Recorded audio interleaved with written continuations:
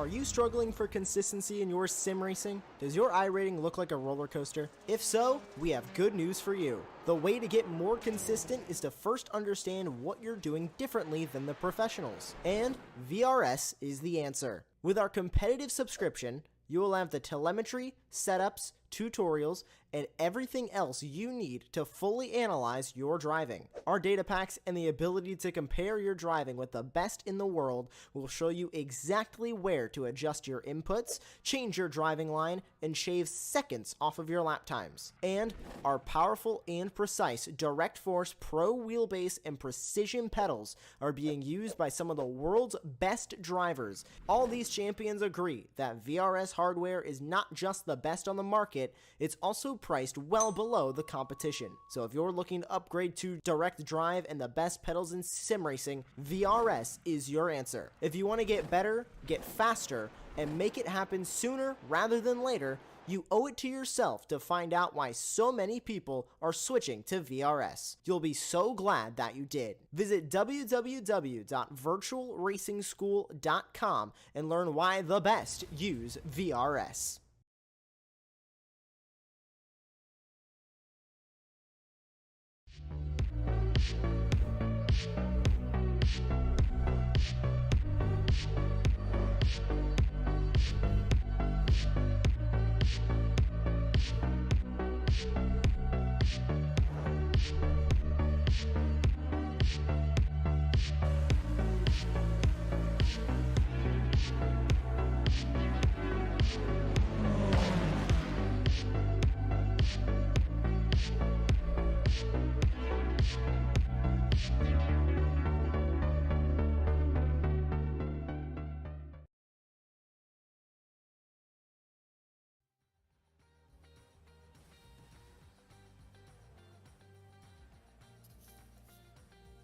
Howdy, howdy, howdy, and welcome to the beautiful hills of Germany and the Nurburgring for the iGPFun Formula 3 Series presented by SRP. I'm Austin. I'm joined by Aaron Smith with Samuli Kumo in the production booth, and you're here live watching Apex Racing TV.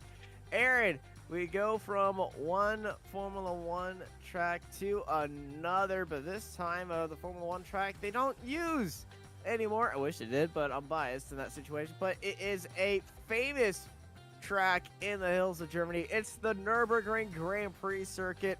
How are we feeling about today's race?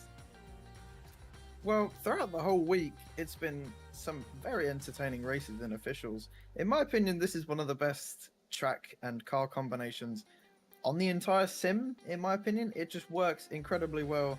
And I agree with you, this really should be on the Formula 1 calendar. It's such a spectacular track. But I'm feeling very, very good about today. I think we're going to have some spectacular racing up and down the grid. I've had my fair share over the course of this week. It's been amazing this whole week. Marto looking as quick as ever. I've seen him do some ridiculous lap times this week, but don't count out some of our other drivers today who surely will be able to put up a good fight. But we shall find out, won't we, Austin?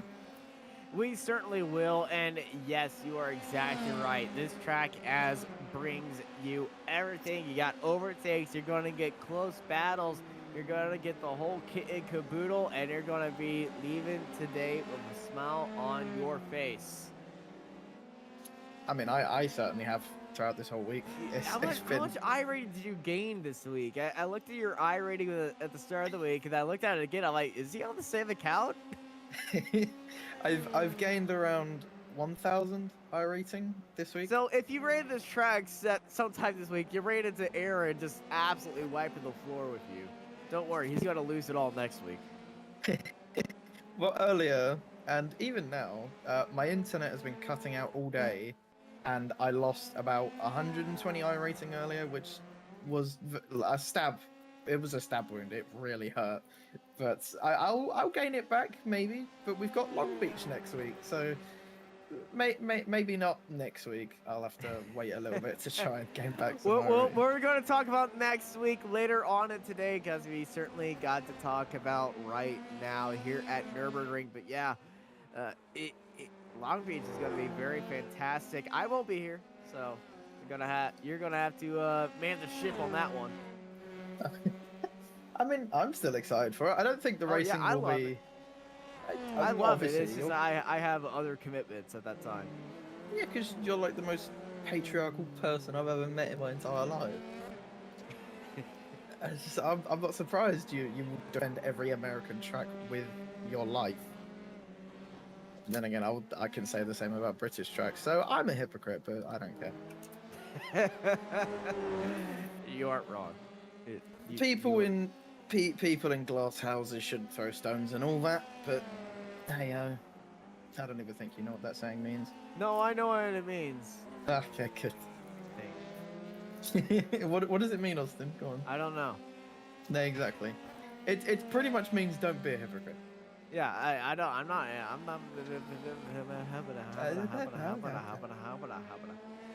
My brain just froze right there. I don't know if you caught that onto that, but yeah, I'm okay. You don't sound it. Yeah, I'm not sorry. that you I ever just got off another broadcast on Apex Racing TV. The Spec Racer 4s were at Imola, so I have to shift gears and move a little bit north to the Nurburgring and Formula 3 cars. So we're currently here in qualifying right now. Yeah, qualifying looking pretty average. I mean, the times this week have been incredibly close from what I've seen. Like some of the lobbies I've been in, the top 5 can be separated by a tenth or two, and today's not actually too dissimilar. We've got some very close times, especially in the top 10. They're all separated by about half a second, give or take a few hundredths. So I really do think we're going to have some really good racing around here. There's so many overtaking opportunities. It's a nice and wide track pretty much throughout. And yeah, even now we're getting some people in qualifying battling for position. Yeah, I'm really excited for this one. I don't know about you, Austin, but I can't wait. I'm excited for it too as well. And also, I think you'll be interested to know as well as the qualifying record is currently held by Tiago Martel with a 147.575. So he's just barely off of his record, but the second fastest qualifying time is also held by Alessandro Cantante. The 1 and 2 in the world are 1 and 2 right now in the world records qualifying laps of this season leading up to this race. All info is on iRacing.com and the world records section. I believe I'm in the top 5. I think I did a 48. You're in 7th.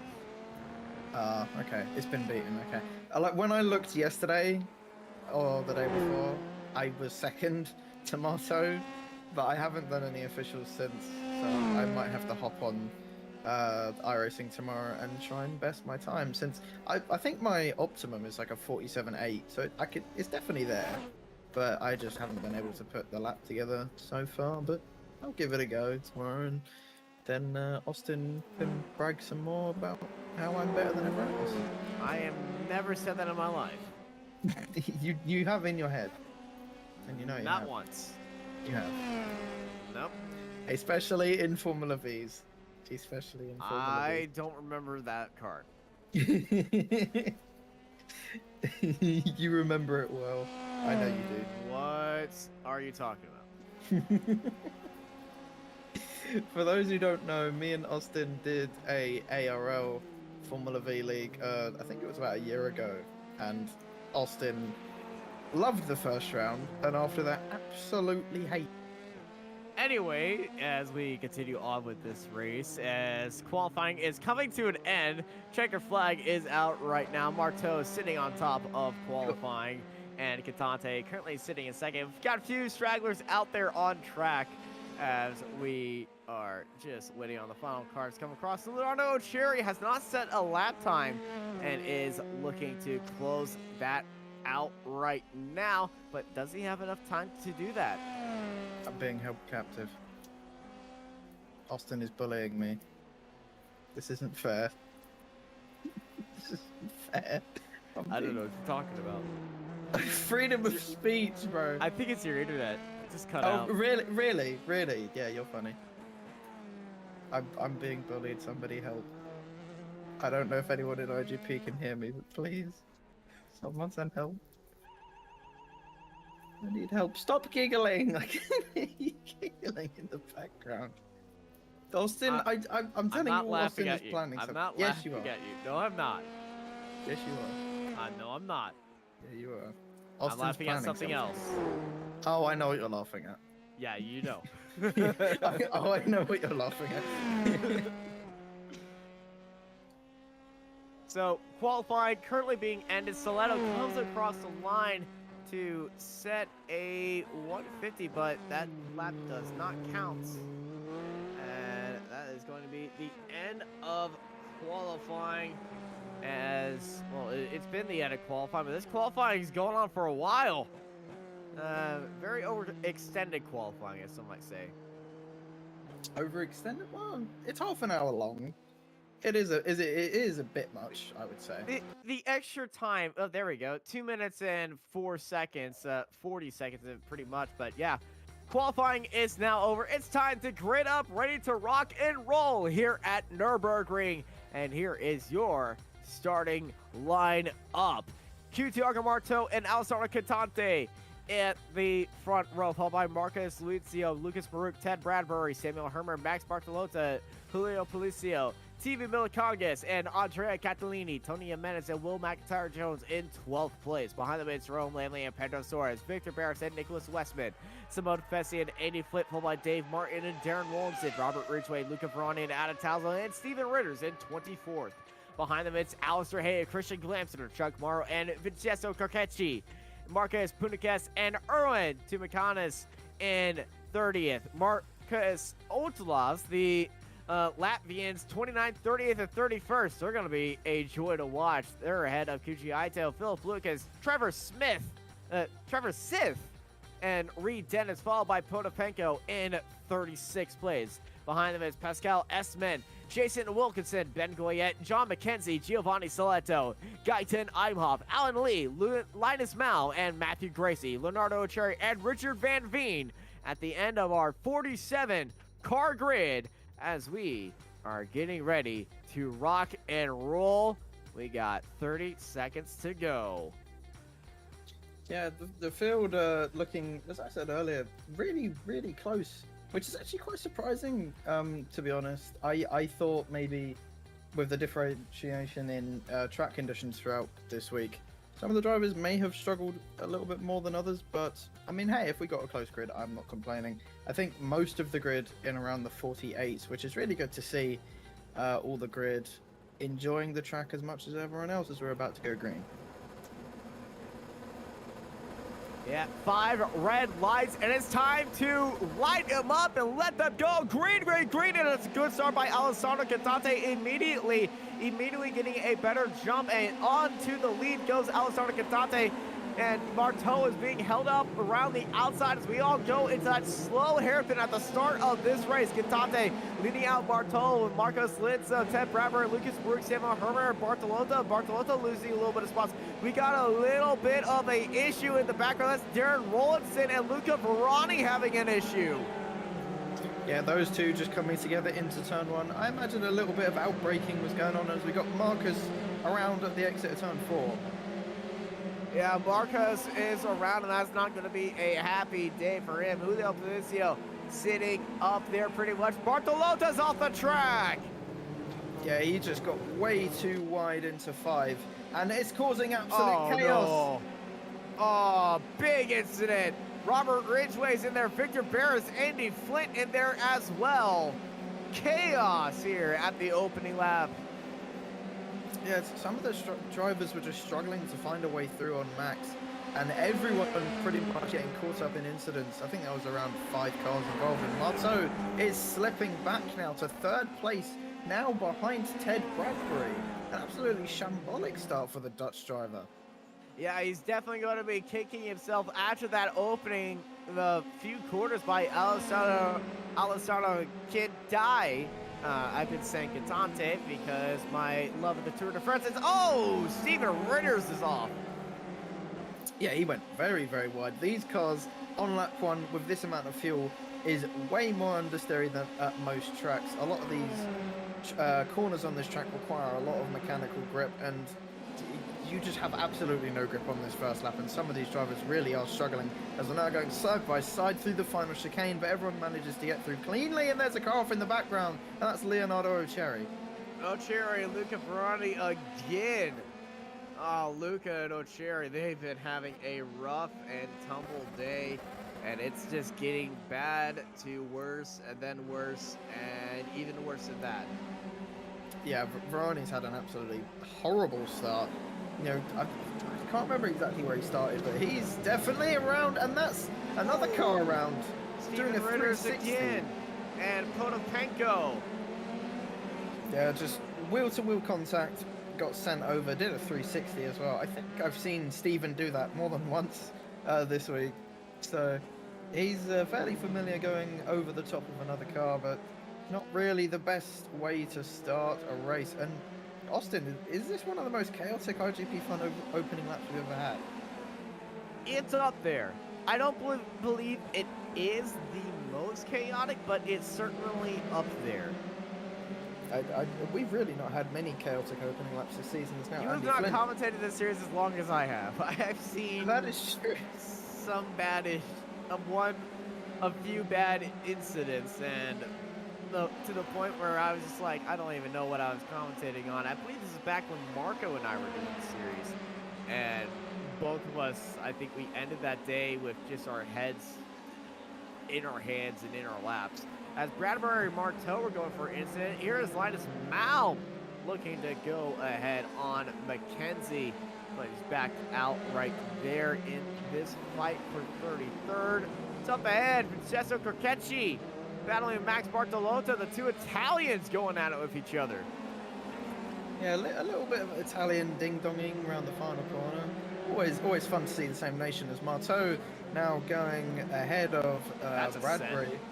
Although Bradbury is not giving this one up. He's going to try and go around the outside of turn 2, now down into turn 3. This is one of the most tricky corners. Oh, but he's locked it up! He's locked it up and missed the corner, and Marteau goes up to the second place. That was the lap car on the outside right there, just letting Marteau and Bradbury by, but Bradbury with a big mistake. The track is really dirty right there, and that's given the attack advantage to Lucas Marut and Samuel Hermer. Yeah, these guys will be all over the back of Bradbury, and I will not be surprised if he will be swallowed up by these guys within a lap or two. His race pace at the moment isn't looking great, as further back we've got Catalini in 6th place trying to defend from Timu Milikangas in the race clutch car, and followed by Julio Policio in 8th. This battle should also be very, very interesting. Timu, the smart move here would be to sit behind. This is not really an overtaking corner, but I think Timu's going to try and go for it anyway. Around the outside, he's just going to back out a little bit. Oh, he just got squeezed. Catalini just came across the nose like he wasn't even there. Teammate wasn't alongside of him, but ooh, Catalini getting into a little bit of the gravel. Policio looking down towards the inside, trying to gain a little bit of speed and catch Milkongas off guard, but Timu is not going to be under pressure right here, heading into one of the hardest corners in all of iRacing. It seems like for a few of the drivers, that chicane really cuts down on the flow of the track, but man, it is a very good overtaking spot. A little bit wide by Catalini up ahead, trying to carry the speed. Catalini going to go all the way to the pit wall. Milkongas going to follow him now. Catalini bringing it back and snaking down the front straightaway, but they stay in that order heading into turn 1. A little bit of lockup up ahead. Teammate trying to hold it around the outside. That's a lot of smoke. I believe that was Lucas Mark and Samuel Hermer up ahead of him having that little issue. Yeah, going into turn 1, if you want to go for a proper overtake, you have to be around 3/10 or under coming out of the final corner if you want to go for a proper overtake. Otherwise, it's going to be a very, very big send, and probably a very, very big accident, as Philip Lucas and Chuck Morrow having a bit of an incident further back.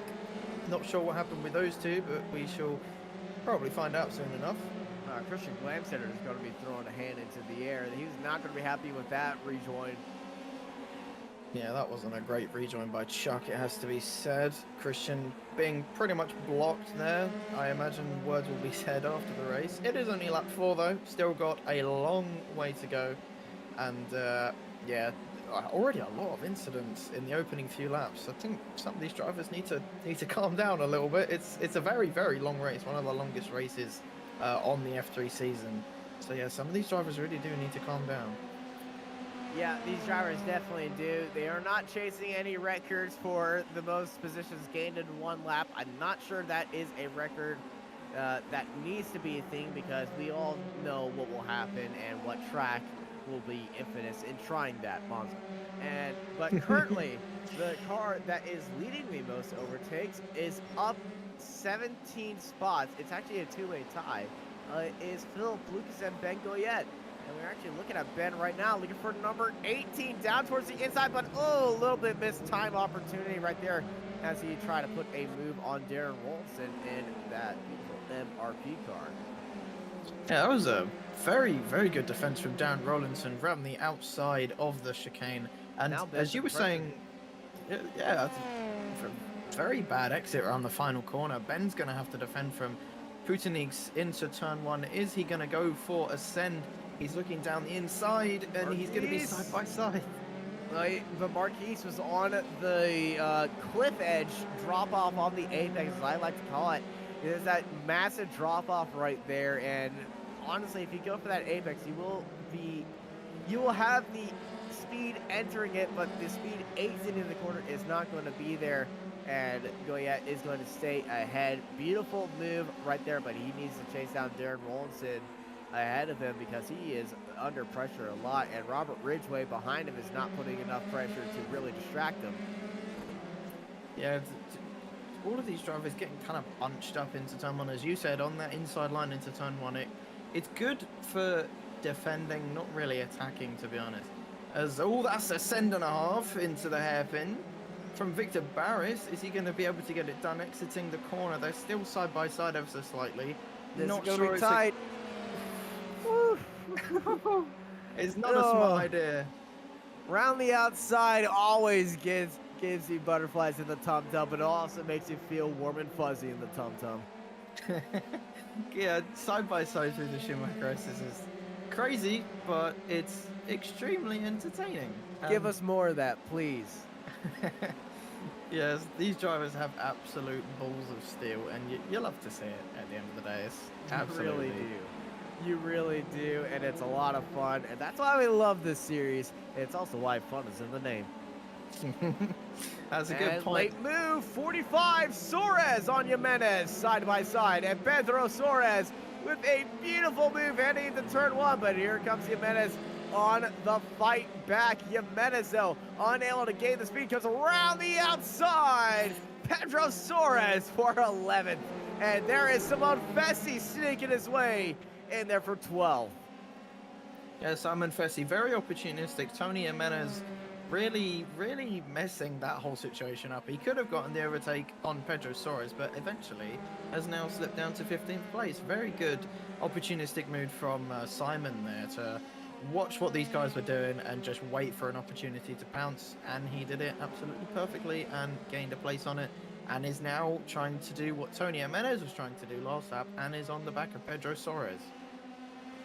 He really is, and that was a once again beautiful overtake by Simone Fessi and Suarez, as well. As we got a good fight right here. Lucas Marut trying to go for the over-under on Andrea Catalini ahead of him, but Catalini was just where Maruk wanted to go. Maruk going to go side by side. Catalini on the defense heading into the chicane.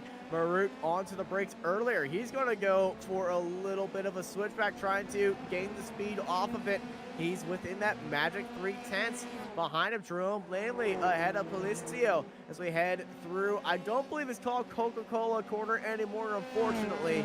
But through that final corner, once we go 2/10 separate Catalini and Maruk, Lucas Maruk, he could go for that move. He's just a little bit too far back. Look how wide Maruk is setting up for this corner to go. If you want to see a over-under done or attempted, look at Lucas Maruk as he's going for it. He is right on that gearbox. I don't really think Catalini really needed to defend into turn one. I think Maruk was just too far back. And if he did try and go for a move, it would have been very, very optimistic. So I think Catalini kind of put himself under a bit of unnecessary pressure. but nonetheless, he's still in 5th place, and Lucas Maruk, I think, may slightly have the edge on pace, but we'll see what the defending champ can do. But in the meantime, Marteau is slowly catching Alessandro in front. It is very slowly, but over the past 7 laps, ever since Marteau overtook Bradbury, I think he's dropped about 8 tenths on Alessandro in first. He does currently have the fastest lap of the race, as Marteau usually does. And I imagine Marteau, after those first few laps, is absolutely pushing like crazy right now, losing so much time. I think it was around 3 seconds overall to the leader, and he will be a man on a mission today if he can win from those disappointing opening few laps. But we know what Marteau can do. We certainly do, Thiago Marteau. We know all of his accolades, all of his speeds, all of his pace, all of his speed, all of his racecraft and everything. And we know on how tenacious he is. But 1.6 seconds separates him and Alessandro ahead of him. And like we said before we started this race, 1 and 2 in the world in qualifying this season around this track. And in race pace, Marteau does have that fastest lap by just 1/10. So they are on the limit with each other. Where am I on race laps? I'm curious. Not even the top 25. Not the Sergio even. Sette Camera is in second. Yeah, no, yeah, that makes sense. Camera was ridiculous this week. He's been so quick.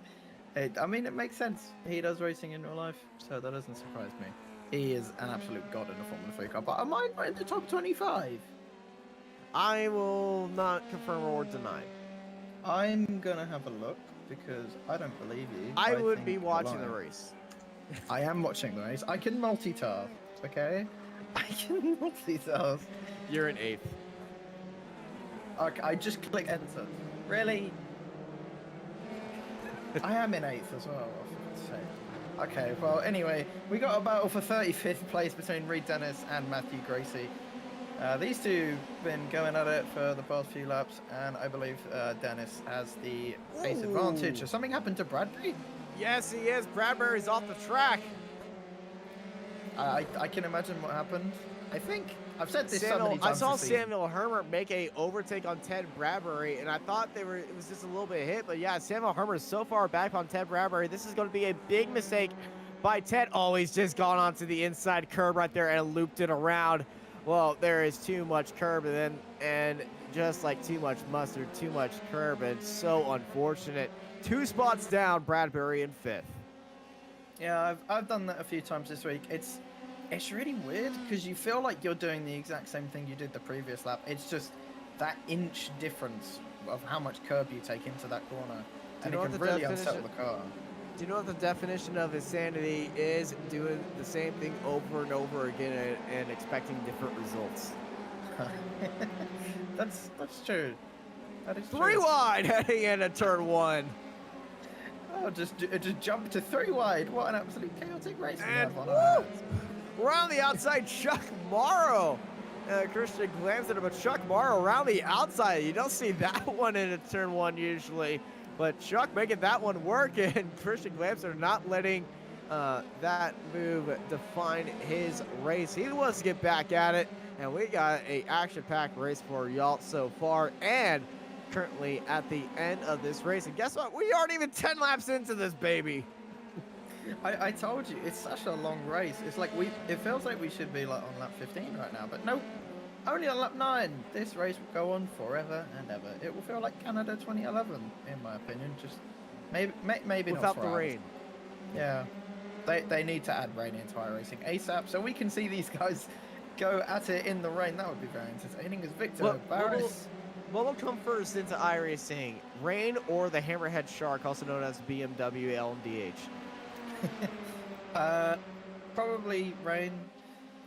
I'd be very surprised if they added the Le Mans car first, since I've been working on rain for quite a while. Excuse me.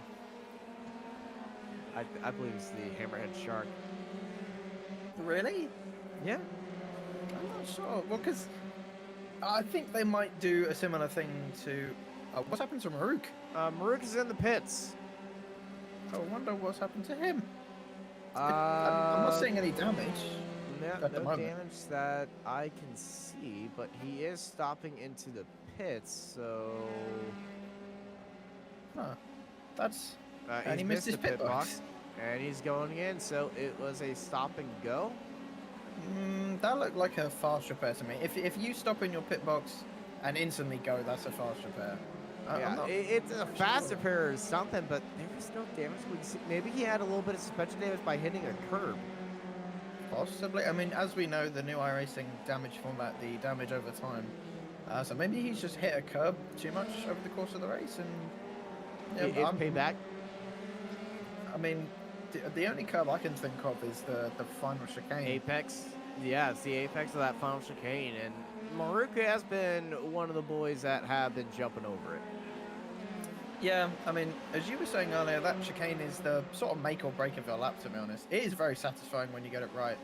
I don't believe Jerome's going to go for an overtake into this corner. Never mind, he's going to go for it anyway, and he gets it done pretty cleanly. Cooperation between two drivers, leaving each other enough room, and Jerome Lumley moves himself up into 7th place and is now chasing after Team Miller Congas, who has had a very quiet race so far, but is doing nicely into 6th place.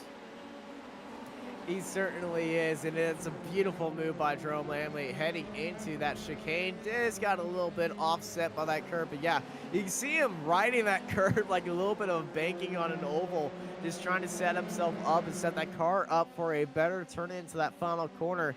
And now he's under pressure in that traffic loop behind him. That is Will McIntyre Jones under pressure by Pedro Suarez. We all know on how Pedro likes to do things. Yeah, and he was eyeing up a move into turn one, but was just about 10 or 20 meters, just a bit too far away to go for a big send. But he's going to try and get the cutback going into turn 3. Oh, here we go. Send it. Yeah, as we go. Inside. Sneaking his way onto the inside line. Pedro Suarez for 9th place. Yeah, very clean overtake, but now oh Simon my Fessy God, wants Simon a piece of the Fessy.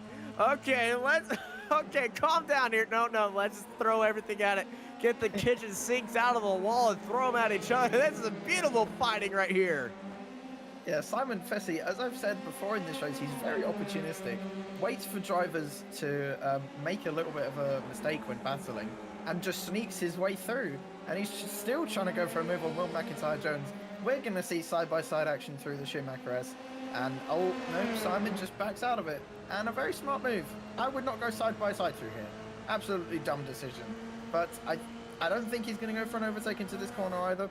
Not a great overtaking opportunity, but a great one is into the final chicane. And he's going to have a lovely draft from Will McIntyre Jones, and is surely in the suck now and is pulling along nicely. As all of my teammates call it, he's going to look down towards the inside possibly. He's going to back out of it. He's probably actually going to go for a move into turn 1. Oh, beautiful switchback move right there. Textbook Simone Fessy down towards the inside of the final move. Sends it up onto the inside. Kills a little bit wide though. Does he carry the speed or around the outside? Will McIntyre Jones is going to carry it now. But here comes Tony Jimenez right behind him. This is going to be 3 wide probably, unless Tony plays it smart. But nope, I think he's going to try and make it 3 wide just. This is going to have to be a squeeze into turn 1. And Simon Fessy just loses out to Will McIntyre Jones. And oh my God, Tony Jimenez is now arriving onto the scene, trying to overtake both of them, and goes very deep into 3.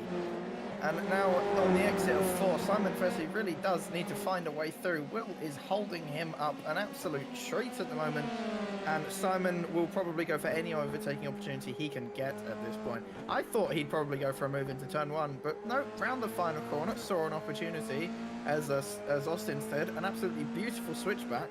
But now Simon Fessy in the slipstream, just gonna slowly back out of it. And and Will McIntyre Jones has gone very deep. That is deep, and that is going to give a big opportunity for Fessy, but Fessy's still on that apex as we continue on this beautiful fight. Tony Jimenez right behind there, and honestly, this opportunity is looking more than good. It's looking like a great opportunity if you're Jimenez for a double overtake. Yeah, Tony and Menace has got to do... Oh, and they're both on the gravel, just managing to keep it on the track. But Tony and Menace has got to try and do what Simon and Fessy have been doing this whole race.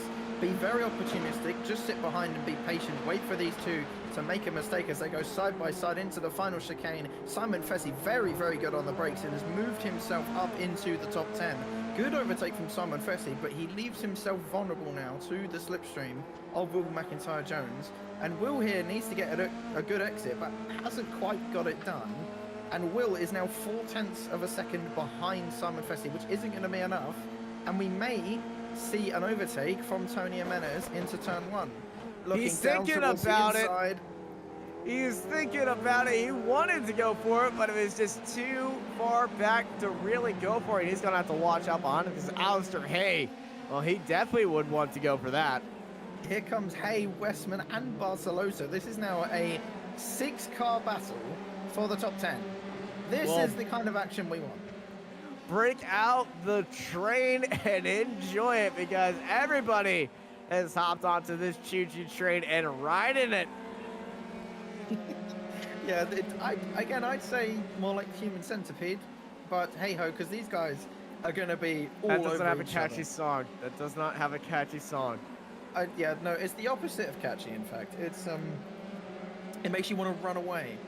But Will McIntyre-Jones now actually dropping back quite a lot from Simon Fessy, but through here, up the hill, through the Schumacher S's, you really do see the benefits of the slipstream here.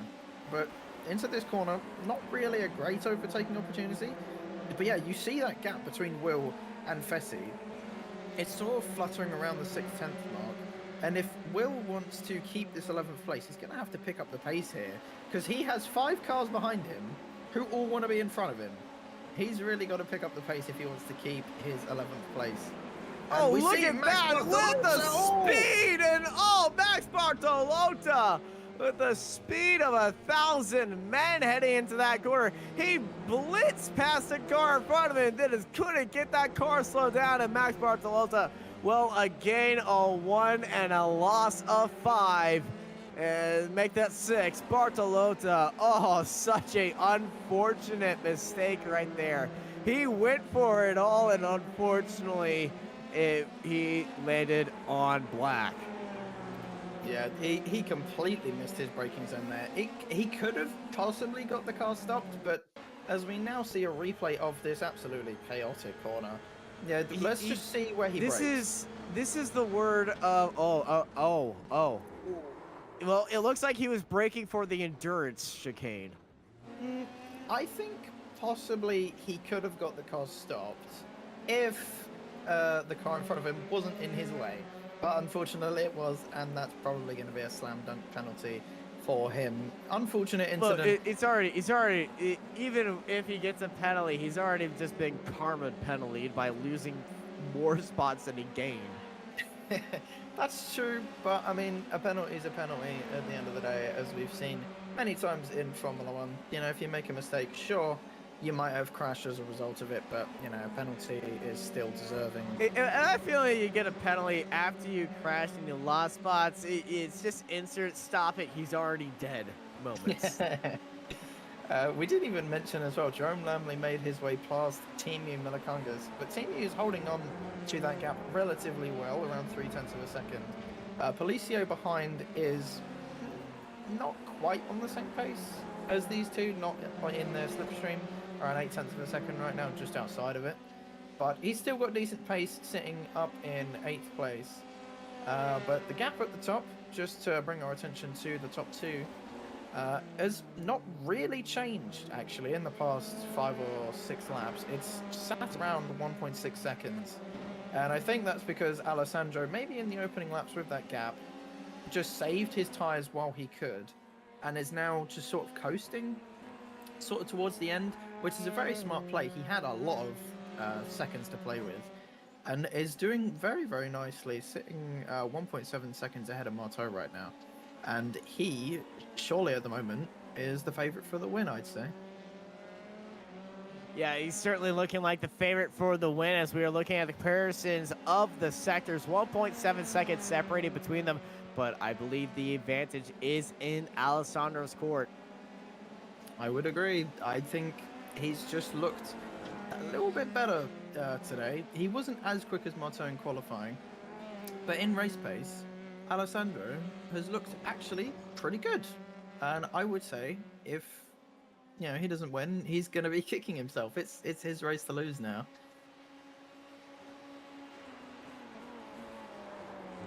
As we see more sector time from these two. I mean, look how close they are. 13 thousandths of a second. There is no super separation. close. Will McIntyre Jones has had an issue. He's dropped down to 13th place. Make that 14th place. What is happening to Will McIntyre Jones? I think possibly he might have. I don't think it was a full-on spin. We'll have to take a look right now and this see. is it. Oh, he's hit that inside was. curb again. Yeah, it was a spin. I'm an idiot. Never mind. I thought he didn't lose as much time as I thought he would have. But yeah,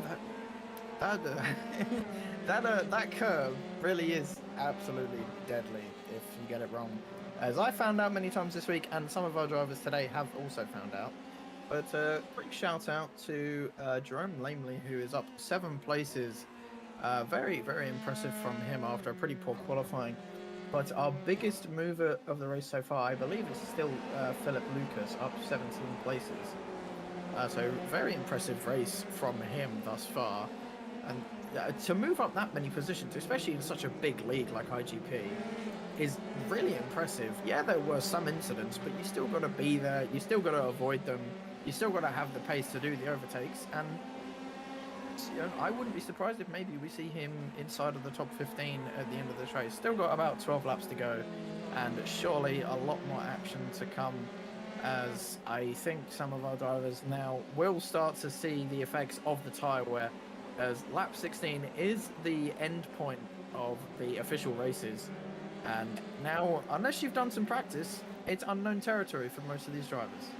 30 minutes down, and I will say about 20 minutes to go.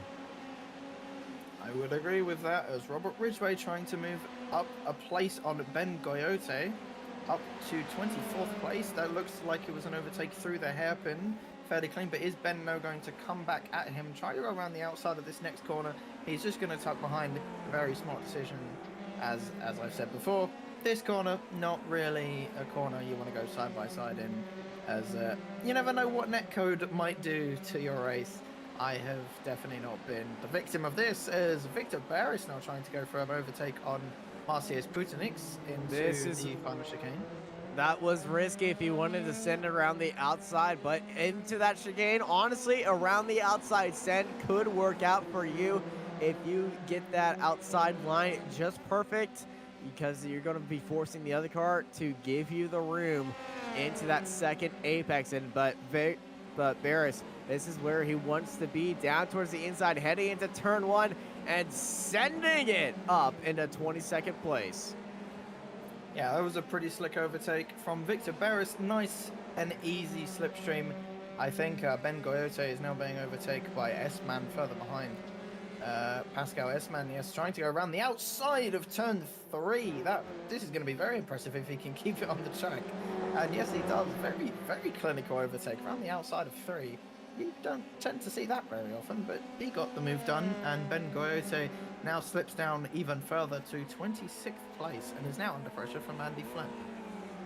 Yeah, and Andy Flint, we know on how quick that Andy can go, as Philip Lucas stays in 16th, but there is a little squabble up ahead in the charts as everyone is just up there moving up and down just a little bit. I think there might have been a little bit of a issue, but everyone has regained control. Back to Ben Goyette and Andy Flint. Andy is right on the gearbox of Ben, and he is looking very dangerous as we go on top of the S's and down the hill. And I think he just had a little bit of a slide. I think he's slipped down a few places. And I think something else also happened to Tony Amelis as Westman's all over the back of him now. And that's Andy Flint. Ooh, he's got that wrong. That's another slam dunk penalty. He Oh, just is got Ben? Okay, Ben is not beached. I thought Ben was beached, but Oh, Andy Flint doing his best Ty Gibbs impersonation. Yeah, he just, as we saw Max do earlier, just completely missed his braking zone for that last chicane. And it's, I mean, I haven't done it this week, so I don't know how easy it is to do. But some of these drivers having a few brake issues into that last chicane. It's, as you said, it is one of the more difficult corners in iRacing, but once you get it right, it's very good and very satisfying. As the gap. American motor racing humor there. Topical. I had to go for it. Of course. As you're not patriarchal at all. Not at all. As Lucas Mook now trying to go past Chuck Morrow. Lucas Mook now trying to come back after his earlier pit stop. Still not 100% sure why he had that pit stop, but hey ho, he pitted, and now he's up to 19th place if he can make this overtake stick, which he most probably will. Is Chuck going to go side by side with him? Yes, he is. And not the best play from Chuck, if I'm being completely honest. I think it would have been better just to let Lucas go, as now Maruk is under pressure from Max Bartolota, and they're going to go side by side into this corner. Max getting a lot on that inside curve, but just had to slip behind. And will he now try and overtake? That's a lot of gravel that he just chewed up all over his tyres. And I don't think that was the smartest play from Morrow, but hey ho, it's racing, he's allowed to do it. As Max Bartolota, can he not mess up his braking zone this time into the chicane? He won't. He moves himself up into 20th place. As Lucas Merck now trying to come back at him through the final corner. That's going to be tricky to make that move, because watching around the outside is going to have the speed and get it right back. Max Bartolota and Lucas Merck going side by side with each other. Yeah, Lucas got a pretty decent exit around the final corner, but not good enough, and he's going to try and send it into turn one, but can't quite get it done. But Max goes extremely wide. I think that's actually saved Max. That gave him a better line. Wow. Yeah, oddly enough, he went very deep, but it just gave him better exit out of turn one, and has made the move stick. And these two probably should stop fighting, as they need to focus ahead and try and get back up to Chuck Morrow, as he's pulled away nearly a second with these two battling. These two need to just calm down and just fight together a little bit. Although, I don't think it will happen, but we shall find out. We shall find out indeed, as Lucas Moog looked down the inside of that corner before we cut off. But yeah, Samuel Herman now in third place, under pressure from Ted Bradbury. Or the other way around. I think actually Herman got ahead of him, if I'm not mistaken. Yep, Samuel Herman up into third. Bradbury down into fourth. Bradbury, though, remember, he had that slow spin as well at the top of the circuit, the highest point of the circuit, hit that inside curve and went around. He fell down to fifth. Well, he's up into fourth now, and he's closing in on Samuel Herman to get back into third place. Yeah, these guys' lap times were separated by 200ths of a second on that last lap. That just shows how close these guys are. And to showcase some more lap time comparisons, of the top two, I think the gap was 300ths between them on the last lap. Yes, it was. Marteau and Alessandro setting very similar lap times, but Bradbury now... Oh, wow, Bradbury! Out of nowhere, suddenly blinking, you miss it. Hello, third place. That's the best way to describe it. I did blink and I did miss it, and then I looked back and was like, whoa, how is he doing that? Bradbury showing some great overtaking skills there. Goes a little bit deep into the hairpin, but is now going to get a better exit out of the hairpin, and probably is going to pull away slightly from Samuel Herman, who is now down to fourth place. That was a very good overtake from Ted Bradbury. Don't see overtakes through there very often. And that is going to be Ted Bradbury sitting into third. Herman right behind him, and Andrea Catalini trying to chase them down as well. And I'm not gonna be surprised if I see Catalini in that fight for third, because I believe Samuel Herman's tires are starting to go away. Yeah, they're just ever so slightly just popping off, as I like to call it. That's a little bit deep from Catalini. But Catalini, speaking of, has had a pretty impressive race. I've not actually seen him too much in iGP or in F3 at all. And he's had a pretty good race. I think something's happened to Max Bartolota, who's slipping down the order. Yes, is he going to be at the same corner that he made the mistake? I think it was around 5 laps ago, where he just got on the inside curb and spun it round. Let's ride on board with him. As now he just comes into that corner and yeah, no, that was. Oh, He's not had the best of luck through that corner, is he? it's so bad. It's such a unfavorable corner when it just goes from bad to worse, and you just keep getting stuck in that routine. It's heartbreaking. I gotta say, it is heartbreaking. Yeah, hearts goes out to Max Barcelota. One of the older people in F3. I don't mean that is in his age. I mean he's been around here for a long time. I mean, I remember when I first joined iRacing in my first season. I remember racing against him in F3. So he has been around here for a very long time. One of the most experienced drivers here. Probably should have said that instead of how old he is.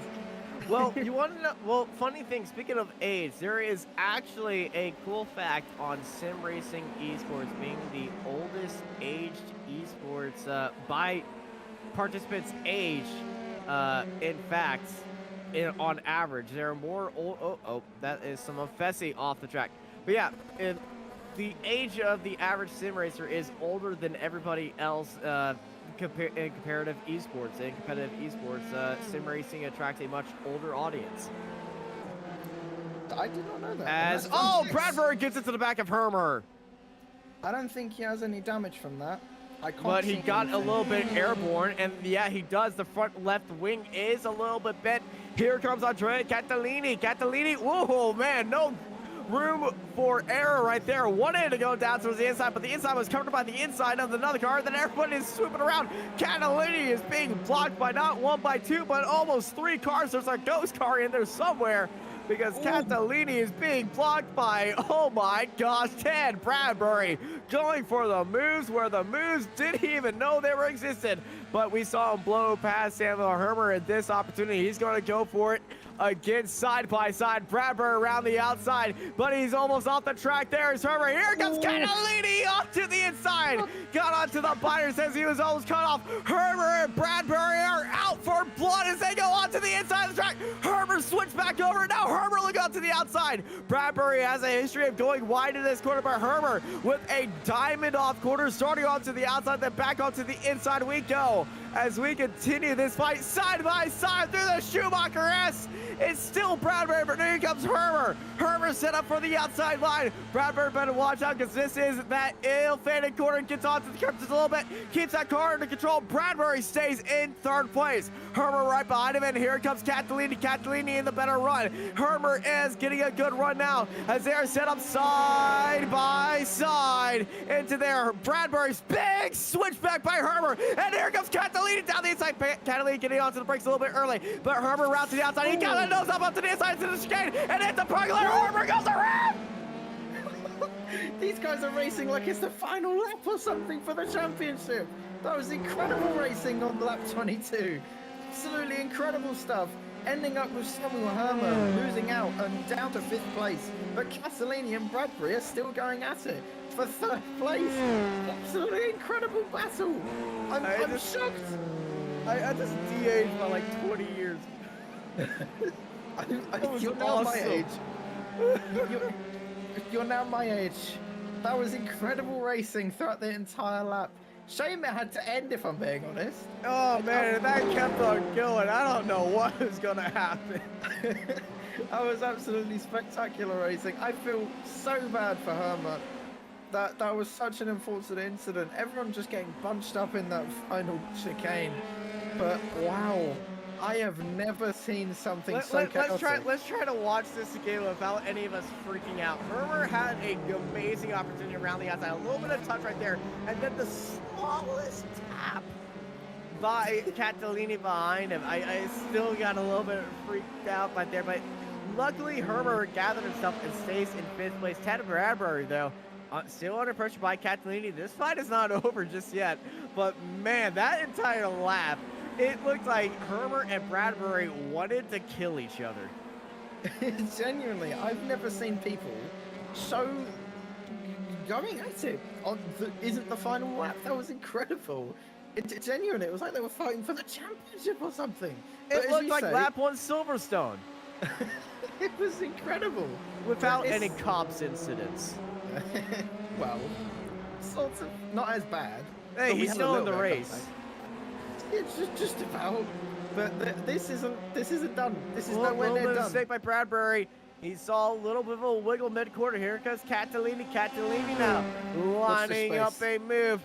Oh, man, look at Bradbury glued to that inside line. How far is Bradbury going to come back into the braking zone? About middle of the track. Big hit of that drop-off curve. And look how much Bradbury uses the track on the exit of that first corner as we continue this fight. But now down the inside, there's Catalini up into third, but Bradbury's on the inside, but Catalini now holds around the outside. He's way off the track right there.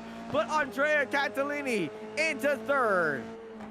That was a spectacular overtake around the... It was so far back. I can't believe he got the overtake done. Bradbury really struggling for traction, though. I mean, these F3 tires. These F3 tires are dead. Oh no, it's going to be He wanted to go for it. He wanted to go for it. And including his internet, it wanted to go for it too. Yeah, these guys are providing some absolutely amazing entertainment. Bradbury now trying to find even more space. He's going to try to go around the outside. Or a cutback. He took a lot of curve. He finds his way alongside of Catalini. Catalini dives it back up, and here comes Bradbury into the grass, rallycross style. Let's go, Bradbury, putting no holds barred and going for it. And Catalini defending on the inside, and Bradbury finding the inside, and Catalini going back to the inside. Bradbury now looking around to the outside, into the brakes that they go, into the chicane, just like Herbert versus Bradbury. They contact a little bit, and here comes Samuel Herbert back into the fight. It's Samuel Herbert back in the game. We got a three-way fight. They both got there. There's Herbert, the three-line across the line. This isn't even the final lap. We got 3 more laps of this nonsense. We're going 3 wide on lap 25 of this Nurburgring GP. They're going to go 3 wide into turn 1. And there's got to be time between them all. They have not touched each other. Bradbury's got a good run. Herbert's on the very outside. Catalini's on the very inside. Bradbury leading it out. Herbert using all the creative track. And now the bad blood between these guys is boiling over right now. And look who is behind him. Timo Milikongas, Drone Laley, and Policio is watching all this thinking, what the heck is happening between these 3, and should I get involved? Well, guess what, Timu? I think you should. Ladies and gentlemen, I think it's Timu time. It's Timu time indeed. We're going to have an absolutely incredible battle these next few laps, I can call it. Here comes Timo Milikongas into the hairpin. He's going to try go around the outside. I don't think there's quite enough grip around there. He's going to have to slot in behind Castellini. He's still in the fight though, still in the slipstream of these cars ahead. He's going to have such a slipstream. And Jerome Lamley behind as well is going to have an even better slipstream than Timu. They're all separated by about a second, these guys, as they come into this next corner. All pretty much the same. Now through this next corner, again, all of these guys trying to get the best exit they can. Look how much track Catalini just used, and Bradbury kicking up dust as Herbert's setting himself up for the inside line. Is Bradbury going to cover him off? No. That's probably the farthest they've ever been between each other heading into this corner. And Bradbury had a little bit of an issue heading through that corner. Herbert had a better line, and then it was a little bit small checkout. Look how close these 5 cars are. You can put a limousine over them. These guys are so incredibly close right now. This is incredible racing. I've not seen anything like it in absolutely ages. These guys are going at it lap after lap, and here comes Samuel Herman now trying to make a move. Oh, that's a big send. Around the outside by Timo Milikongas around the outside and setting himself up the inside, but he gets covered off by Catalini. But Catalini left a little bit of room right there. And Timo, he wanted to go for a move, but look at Timo! Woohoo! Catalini with a big move right there on Samuel Herbert, and he missed out just a little bit, but they all kept it very clean between each other. This is elbows out racing, and nobody is giving an inch, and they are continuing this madness here at the ring. I'm lost for words. These guys are providing absolutely incredible racing and all keeping it clean. I would have suspected there would have been an incident by now, but there isn't. As everyone trying to find some space just to overtake. It's a battle from P3, 4, 5, 6 and 7 and possibly even P8 and 9 if they arrive on the scene. Look at this! We've got a train of cars from P3 to P9. This is incredible racing here at Nurburgring. This is insanity, and this is iGPFun, and we are having a blast up here in the box. A few more laps to go. Who is going to be finishing in third in this absolutely, honestly, bombastic fight for third place? There goes Pedrosaurus on Policio in the background into the chicane. Who's going to be first out of those two? It's going to be Pedrosaurus moving himself up into 8th place, but has cost him time. And he's now out of this train, really, about a second behind. But here comes Samuel Hermer, once again on Bradbury. They're going to go all the way down this main straight. They're separated by about a car length. They're going to go into turn 1 side by side. Who's going to be lost on the break between these two? Timu in the background just trying to find the inside of the inside line on Catalini, but Catalini held his ground. Timu trying to go for the outside line. Timu going a little bit slow as there is Jerome Lamley right behind him trying to get a little bit of move on Timu Milikongas. A little bit of lock up by Catalini right there as he's trying to gain a little bit of ground on Samuel Hermer. 2 laps to go right now. Hermer chasing down Bradbury. Bradbury, the conductor of this train right here, and Samuel Hermer trying to get the move on him, but he's got to watch out for Catalini, as that is a brave move by Andrea. It's a little bit different line, got the nose right down in there, but Samuel Hermer is not going to be looking in his mirror. He is looking all forward, trying to look down to the inside, but it's covered off by Bradbury. Here comes Catalini. Catalini taking the racing line, more like it, as they continue on, and that is a slow car up ahead. A lap car is going to get into this, and honestly, if I was that lap car, I'd be going towards the outside of the track and parking it. you censored yourself there. I knew exactly what you were going to say. I would say shove myself off the track. That's what I was going for. Here comes Catalini on Samuel Hermer now. They're going to go side by side all the way down this straight into the chicane. It's white flag for Alessandro in the lead. Catalini, they're 3 wide. That's like Zonta, Hacken, and Schumacher. He's going to go Catalini, the big send around the outside, heading into the chicane. Catalini's made it work, but Bradbury too far ahead. White flag in the air. 1 more lap to go. Gloves are off. Elbows are out, and I think somebody has a kitchen sink ready to send it. Well, when you take the gloves off, you get blood on your hands.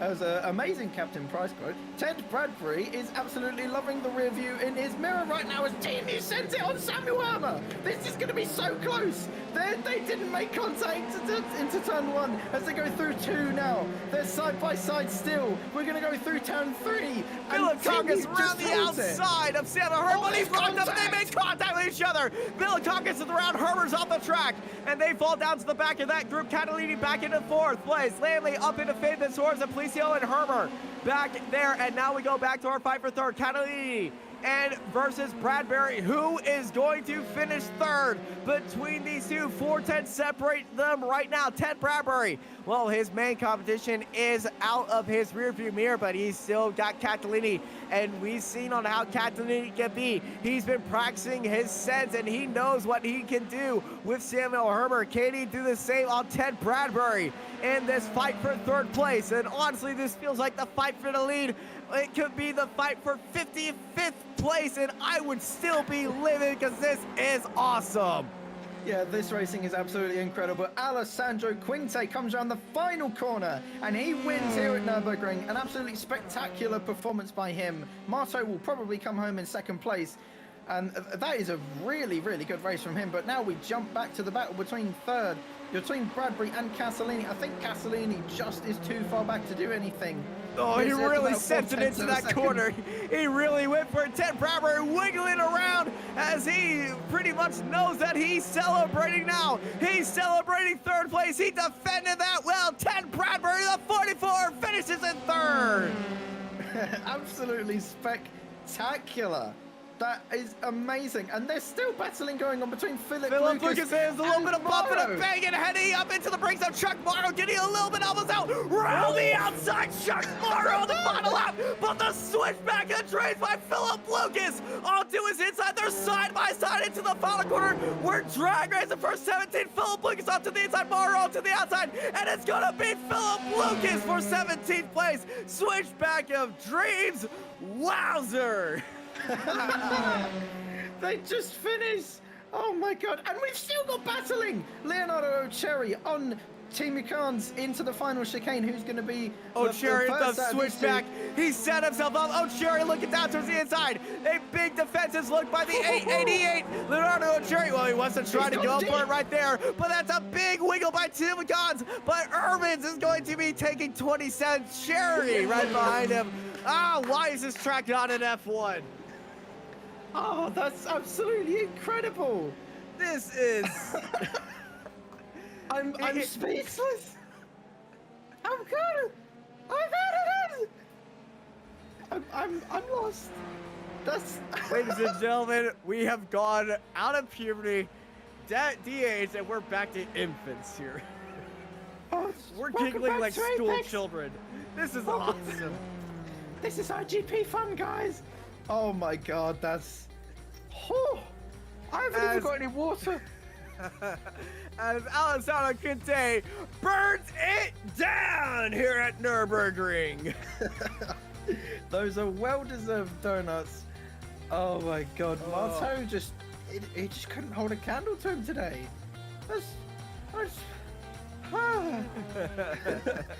I'm lost. I think everyone else who will be watching this, especially the watch party afterwards, is gonna lose it. This is was incredible. I need a recording of the live chat replay as they watch that back, because it will be probably going at 5,000 miles per hour, and everyone's just going to be slamming their head against the keyboard, because that was the most amazing 8 final laps that I have ever seen. I know we've commentated on the entire race-long fight at Spa. This was better. I'm gonna have to agree with you. Oh, my voice is absolutely gone. I am Your voice sweating is and gone. I'm commentating. Mine is gone. I just came back from a football game. My voice is gone. Yesterday, all of yesterday. It's gonna be gone all of Monday again. So, you know what? Round of applause, everybody in iGPFun. That was a beautiful show. Alessandro Quinte takes the win, followed by QT Gamarto, Ted Bradbury, Andre Catalini, Jerome Lely, Pedro Soares, Julio Policio, Sam Herbert, Team Middle Congas. 3rd through 9th place, all 6 of you, you're crazy. And thank you.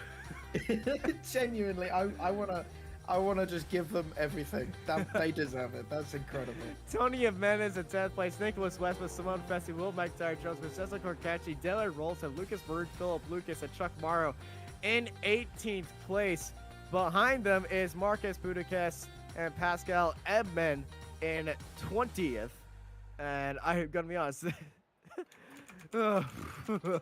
Steven Ritters and Robert Ridgely, followed by Andy Flip, Victor Barris, Christian Glancer, Ben Goyette, followed by Irvin Tumakans and Leonardo O'Cherry in 28th.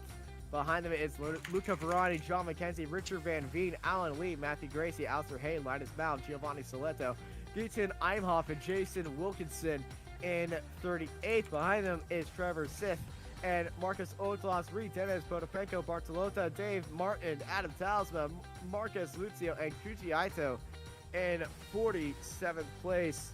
And that is, I would say, the end of our race in total. Thank you, everybody, for joining us here on Apex Racing TV. I'm Austin Knight. I've been joined by out-of-breath Aaron Smith. And we'll be seeing you next week at Long Beach. Thank you, everyone, for joining us here on Apex Racing TV. Samuli Kimo was in the production booth handling all this. I'm Austin Knight, and I hope all of you have a good night. And another set of ones